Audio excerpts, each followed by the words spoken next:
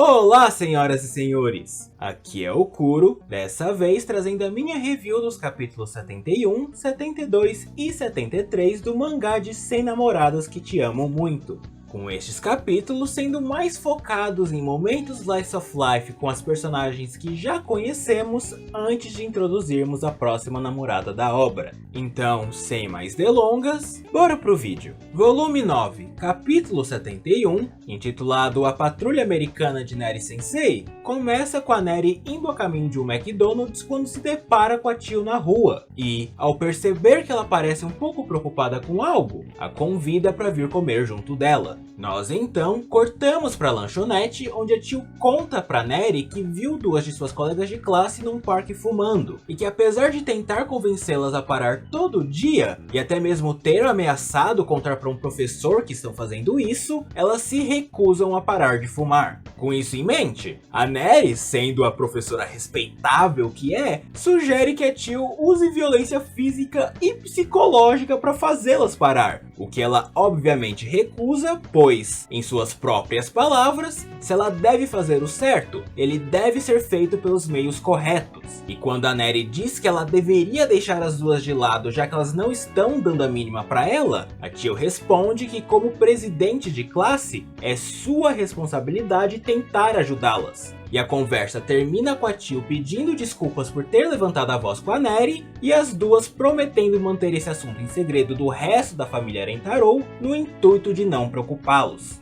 No dia seguinte, nós vemos a Tio se despedindo do pessoal conforme planeja ir no parque mais uma vez. O que faz a família demonstrar preocupação por ela estar tão ocupada recentemente e oferecer ajuda caso ela precise, o que ela recusa ao dizer que não é nada sério, e após se separar deles, nos deparamos com mais uma das tentativas da Tio de convencer suas colegas a pararem de fumar, onde temos uma quebra da quarta parede maravilhosa, com a própria obra dizendo que sem namoradas causa mais dano no cérebro do que qualquer cigarro, e que termina com a Tio retirando seus óculos numa tentativa de evitar resolver o problema à força, o que acaba resultando nela chorando de frustração com a situação inteira. Nisso, a Neri surge do nada, manda as garotas pararem de fumar e não só ameaça como parte pra cima delas antes de felizmente ser parada pela Tio. E, após um breve momento de surpresa com a força demonstrada por ela, as delinquentes aproveitam a chance que a Tio lhes deu e fogem dali prometendo parar de fumar. Daí, nos é revelado que o Rentaro tava ali de fininho o tempo todo com um plano para resolver essa situação, mas agora que ela foi resolvida graças a Neri, a sua presença não é mais necessária, e então partimos para uma conversa entre a Tio e a Neri, com a Tio criticando os meios que a Neri utilizou para resolver o problema, e a Neri respondendo que o senso de responsabilidade da Tio é forte demais. Explicando que, por mais que a ideia de sempre fazer o certo é bela, o peso desse fardo é maior do que a Tio realmente aguenta, a comparando com o seu eu do passado. Uma pessoa que era tão focada em suas obrigações, deveres e regras que ela não tinha tempo para cuidar de si. E encoraja a Tio a pensar mais nela mesma daqui pra frente em um momento muito meigo entre as duas, que é interrompido por dois policiais que receberam uma queixa de uma mulher que estava atacando estudantes neste parque, e por isso precisam questionar a Neri. Só que aí, seguindo o conselho que acabou de receber, ao invés de permitir que a Neri seja detida, a Tio se mete no meio da situação e foge com a professora, o que deixa a Neri muito feliz ao ver a Tio se permitindo quebrar regras e vivendo. Os policiais então deixam a situação pra lá ao ver que a Neri estava junto de uma garotinha tão séria. Nós cortamos pro dia seguinte na sala de aula da Tio e o capítulo termina com as delinquentes revelando que estavam apenas usando cigarros de brinquedo para parecerem descoladas e que agora querem ser como a Tio depois de verem o quão legal ela foi ao deter a Neri. Um capítulo muito bom que não só cria uma conexão entre as garotas da capa do volume 7, como também nos permite ver melhor as qualidades da Tio, como no momento em que ela se recusa a deixar suas colegas de lado por se sentir responsável por elas. Principalmente após vermos o quão emocionante emocionalmente difícil é pra ela sempre tentar fazer as coisas do jeito certo. Eu também amei que, se você prestar atenção, dava pra saber que a Neri e o Rentaro iam tentar se envolver na situação da Tio, e que as delinquentes não eram tão más quanto pareciam, já que após ver a Tio chorando, elas imediatamente ofereceram medicamentos pra ela por acharem que estava com mal-estar. E de bônus, esse painel do Rentaro é hilariamente ridículo. Já o capítulo 72, intitulado A Princesa Nano Kid, começa com a Nano se engasgando, a Kusuri tentando ajudar com um chá, mas acidentalmente dando uma de suas drogas para ela, e com a Nano encolhendo como resultado. E como a pressão que essa droga exerce no corpo é muito alta, a Nano terá que esperar o efeito dela passar, ao invés de simplesmente tomar a droga de negação da Kusuri. A Memi então dá uma das roupas de seus bichinhos de pelúcia para Nano, já que as roupas normais dela não encolheram junto de seu corpo, o que nos provém com mais um momento fofo entre ela e a Shizuka, e daí temos diversas cenas de comédia entre as meninas e a mini Nano, como a Yamame subindo nas suas pernas de pau por medo de esmagá-la, a Nano tentando terminar de comer o seu sanduíche por medo da Tio brigar com ela de novo em referência ao capítulo 52, a Hahari acidentalmente enterrando a Nano em seus peitos após cair em cima dela, e a Mimimi e Momiji ficando conflitadas com a situação atual.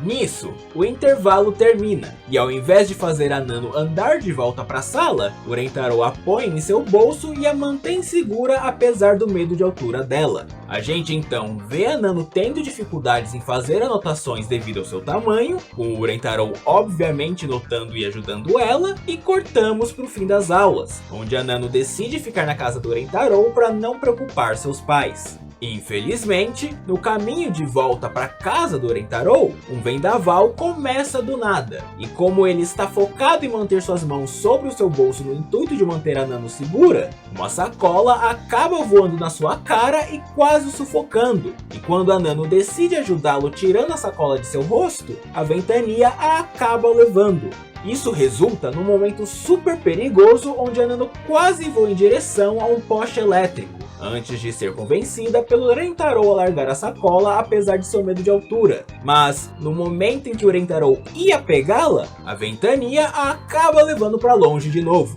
Mas não se preocupem, senhoras e senhores, porque quando tudo parecia perdido, a Hahari aparece em um de seus raros momentos de responsabilidade após ficar preocupada com eles devido à ventania. E ao segurar no carro em movimento da Hahari, o Rentaro consegue chegar a tempo na Nano. Nós então temos uma breve montagem do Rentaro cuidando das necessidades básicas da mini Nano, e em um momento de gratidão pelo Rentaro ter cuidado dela o dia todo, ela lhe dá um beijo na bochecha. Cortando para a manhã seguinte, a Nano retorna ao normal, o Rentaro fica envergonhado ao ver que ela está dormindo ao seu lado nua, tendo em vista que suas roupas novamente não mudaram de tamanho junto dela, e o capítulo termina com a Nano beijando o Rentaro na boca depois de se segurar por um dia inteiro,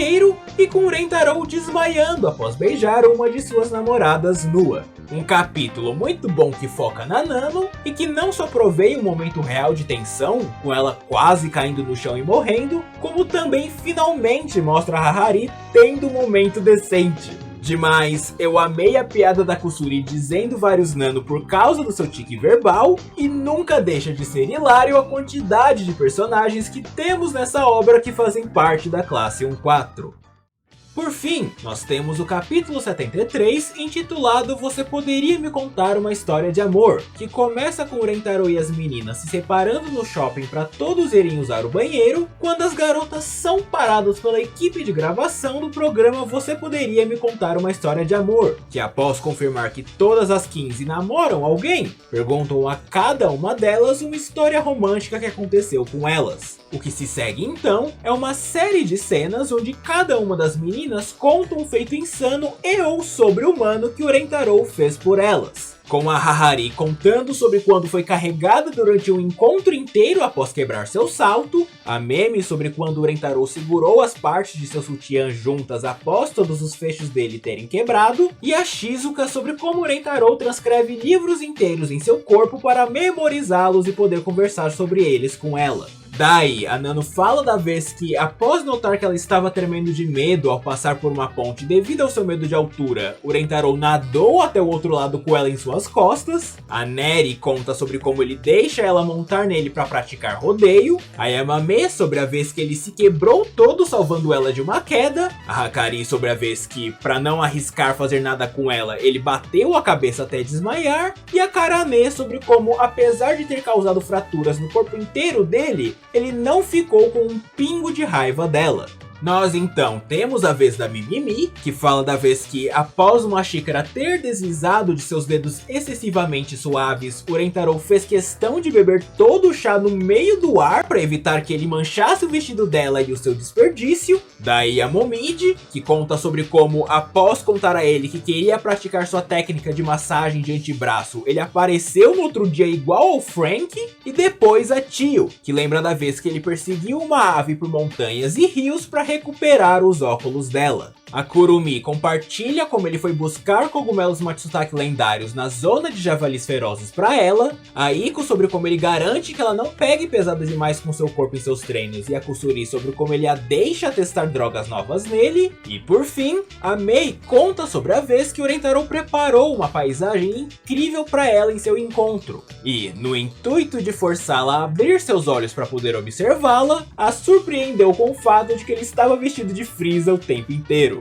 Com nenhuma história de amor convincente ou identificável para mostrar no programa, e com tempo para apenas mais uma, a entrevistadora se depara com o Rentaro, e ao perguntá-lo sobre o que ele gosta em sua namorada, recebe uma lista de qualidades de cada uma de suas 15, que quando escutadas juntas e sem o contexto de que ele está falando de 15 pessoas diferentes, parece a descrição de um monstro, o que resulta no capítulo terminando com o Rentaro furioso com a entrevistadora por ter falado mal de suas namoradas e com a lenda do namorado monstro se iniciando. Um capítulo muito divertido que demonstra diversas vezes o porquê do Rentaro ser o nosso amado ídolo. Eu amei a Momiji casualmente apalpando as bochechas da Kusuri, a piada sutil da Iko seguindo a Yamame na esperança que ela caia para poder pegá-la e quebrar seus ossos assim como o Rentaro, e a referência a Carnival Phantasm com a piada do Berserker.